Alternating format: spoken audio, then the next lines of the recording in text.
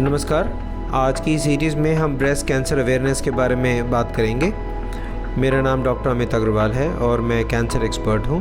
Fortis hospital Shalimar बाग में medical oncology department को head करता हूँ। पिछली बार हमने लास्ट वीडियो में बात की थी ब्रेस्ट कैंसर के बारे में। इसके कुछ फैक्ट्स के बारे में डिस्कस किया था। ये कितना कॉमन है हमारी कंट्री में, इसके बारे में बात किया था।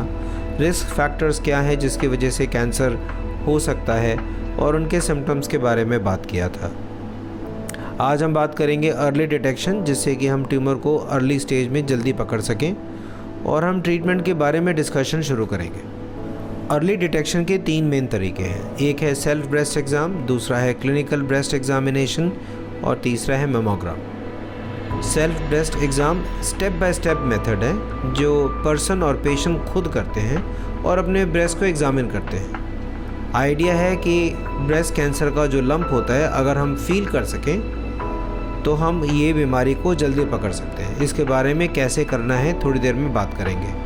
क्लिनिकल ब्रेस्ट एग्ज़ाम एक डॉक्टर जो कि इस चीज़ के लिए ट्रेंड है उसके एग्ज़ामिनेशन को बोला जाता है। वो काफ़ी सारे ऐसे लंप जो हम खुद नहीं फील कर सकते या ऐसे लंप जो हमें लगता है कैंसर हैं और डॉक्टर फील करता है कि ये कैंसरस नहीं है, इसको पता लगाने के काम आता है। ये क्लिनिकल एग्जामिनेशन है जो डॉक्टर के क्लिनिक में और चैम्बर में होता है। Generally cancer expert trained physicians या गायनेकोलॉजिस्ट करते हैं। मेमोग्राम एक ब्रेस्ट का एक्सरे है, low energy low dose x ray होता है।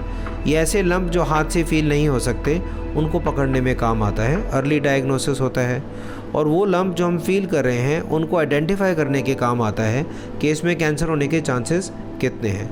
जनरली 40 साल के बाद मेमोग्राम करने का हमारे को स्पेशल फ़ायदा होता है। ब्रेस्ट सेल्फ एग्ज़ाम के लिए बोलते हैं, आपने इस कार्टून में देखेंगे 4 तरीके से एग्ज़ामिनेशन शो किए गए हैं। मिरर के सामने खड़े होके, और कॉमनली फीमेल्स नहाने के बाद इस तरीके से एग्ज़ामिन करती हैं।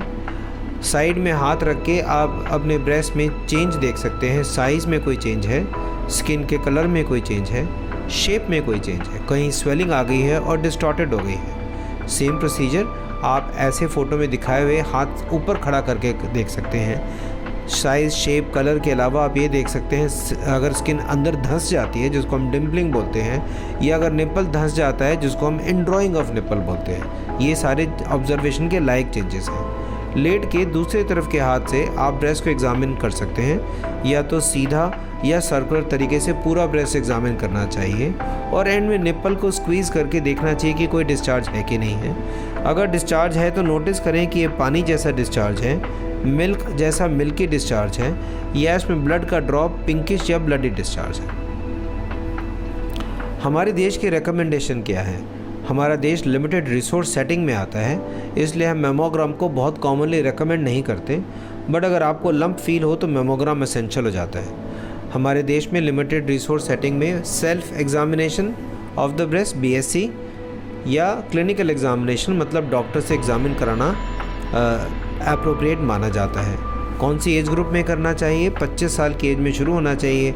25 से 65 या 25 से 70 की उम्र तक सेल्फ एग्ज़ाम या क्लिनिकल एग्ज़ाम होना चाहिए।